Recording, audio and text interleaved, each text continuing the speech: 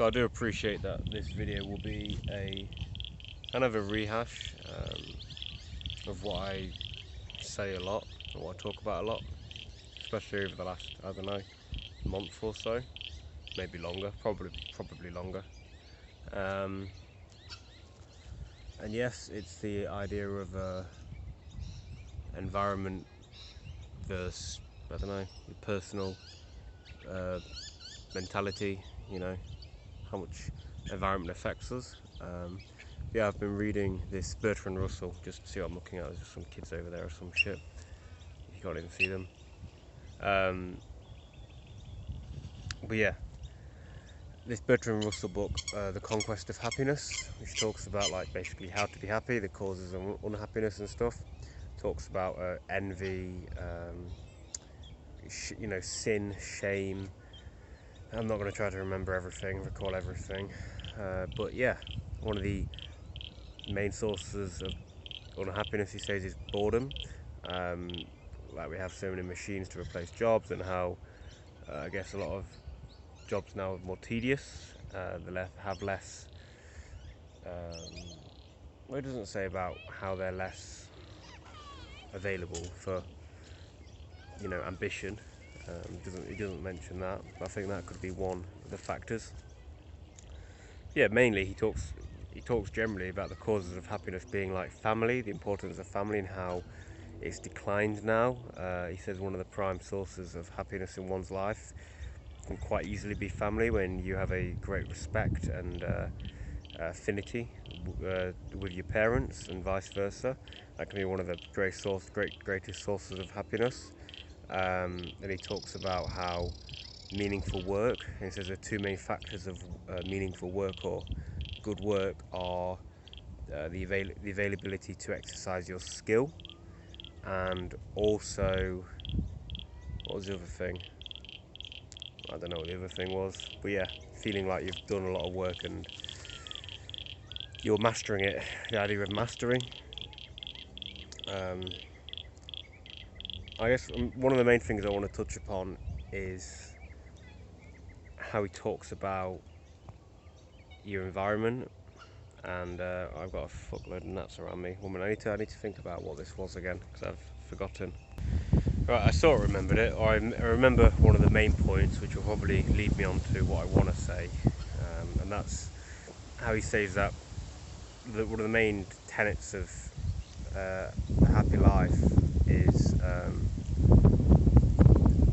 being interested in the world and being curious. Guy's just looking at me like, what the fuck's that boy doing? He's got a doggo though. I want to stroke the doggo. Being curious, being interested, having a range of interests from fucking, I don't know, trees to the solar system to grass. I'm talking about nature here because I'm surrounded by it. To, I don't know, hats because she's wearing a hat. To, I don't know, the elasticity and bloody headbands, just everything. The more you have, the more likely you're going to be occupied with interesting things, and you're going to have different pursuits, you're going to be less bored, and you're just going to have a grander fascination with life, toward life. Now, I think the main takeaway is follow that which evokes curiosity.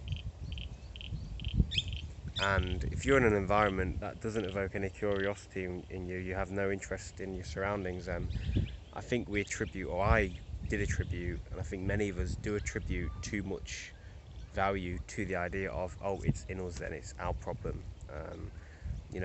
Because I can't enjoy living in say I was living in the centre of a city, because I don't enjoy living in the centre of a city, and I don't have many friends here, and I don't feel I can connect with many people, I feel oppressed, or that's something I need to go see a psychoanalyst about and understand the source of, and uproot it so I can flourish in a city centre.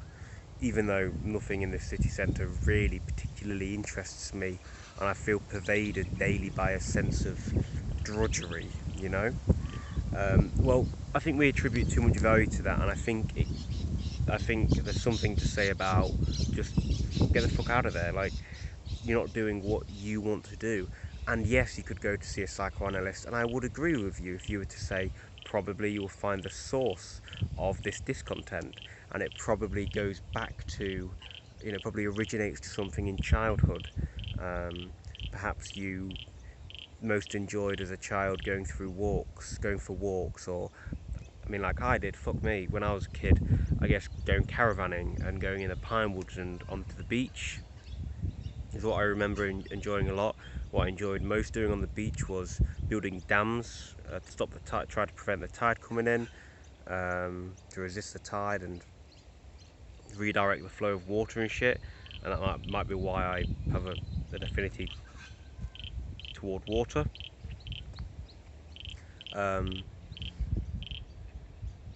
So yeah, maybe it does originate in childhood, but that doesn't mean you have to uproot it and go, I understand that now, but it's just, I understand the source of it. It's not, I don't believe it changes, it doesn't dissolve the problem or the problem of your discontent. You don't just start suddenly enjoying, loving living in a city centre.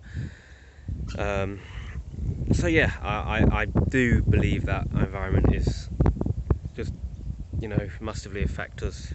Maybe if you were a child and you were constantly, busy at school and working, maybe you thrive in a city centre. I don't know if you'll enjoy it as much. I don't know if that is entirely conducive with human nature, whatever that is, just working 16 hours a day on the grind, as fucking Gary Vaynerchuk would like to say and advise most everyone to do, who's capable of doing it and have the potential.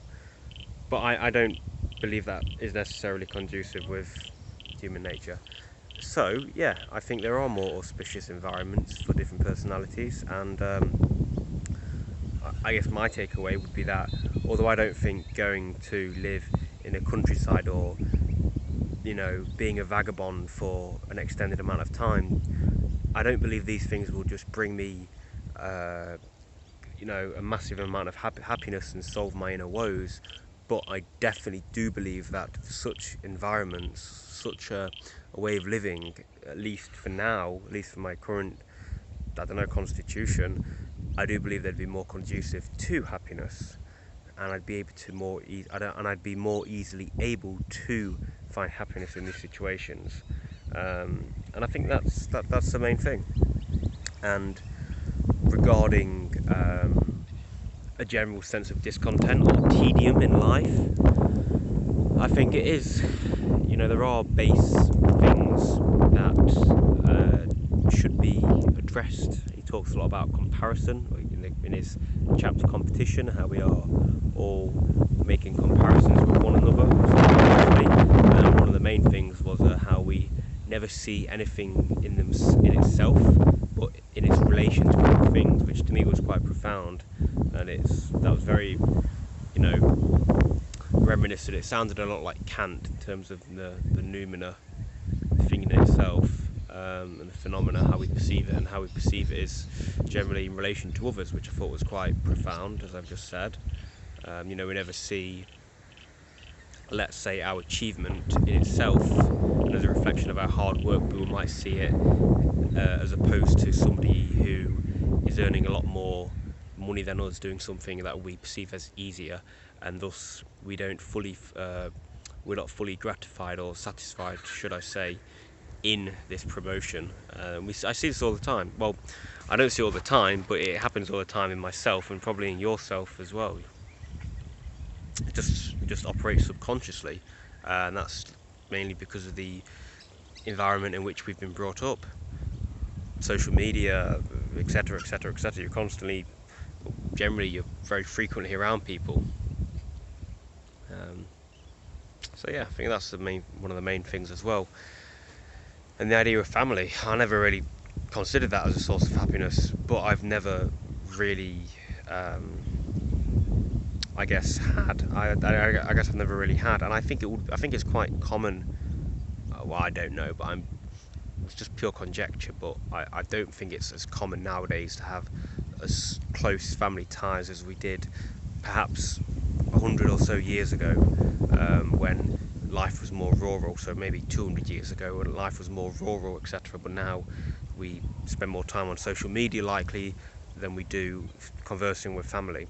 So I think there is probably a lot to be said regarding having a very close bond with your parents, with your uncles and aunties, cousins, just all your family, close and somewhat distant. But I just don't think we have ever been, or I've never been aware of the significance that such a close relationship with these people could produce. You know, what such an effect it could produce. And I've never been aware of it because I've never had it, and I've never really known anybody who is intensely close to family. And if I have known anyone, I think I know one person who's very close to his mum. Can't even think of who it is. Then I feel almost like glad I don't have that closeness, and I think that's partly because I want to be more stoical, and you know, I don't know, just maybe I feel a sense of superiority to people who are super close to the parents for some twisted reason. So yeah, I think there's a lot to be said about that. There's a lot to be said about not being bored and having meaningful work. I mean, look at me. When I am labouring, I'm looking forward to go back to work in a week and a half, genuinely, because it helps prevent me from being bored. And it feels meaningful, even though I'm digging, but I'm around decent people and etc. So yeah, I think environment has a big effect